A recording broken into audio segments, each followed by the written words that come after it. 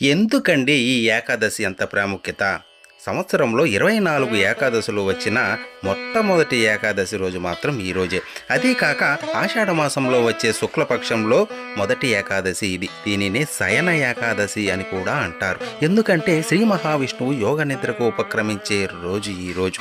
ఈ రోజు అంటే జూలై 16, 2024 రాత్రి 8:33 ప్రారంభమై జూలై 17, 2024 రాత్రి 9 గంటలకు ఈ ఏకాదశి ముగుస్తుంది.